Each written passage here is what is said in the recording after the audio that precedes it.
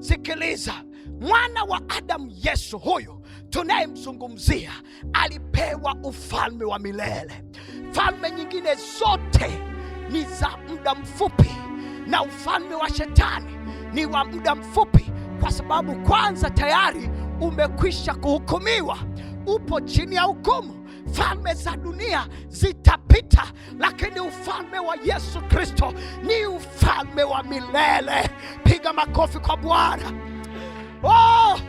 Ninapenda sana kifungu cha Wakolosai 1:13. Biblia inaniambia ya kwamba Yesu alituokoa, akatutoa katika ufalme wa giza, akatuhamisha na kutuingiza katika ufalme wa mwana wa pendo lake. Haleluya! Sisi tupo katika ufalme wa Kristo. Sisi tupo katika ufalme wa Yesu. Ikiwa umeokoka, umehamishwa tayari kwa shetani, haupo. Upo katika ufalme mpya, na ni ufalme wa Kristo Yesu, ufalme wa milele usio na mwisho. Na Biblia imesema ya kwamba ni ufalme ambao hauwezi kuangamizwa.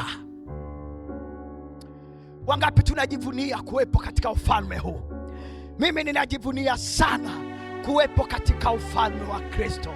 Hapo ndipo ninapopata amani, hapo ndipo ninapopata uzima.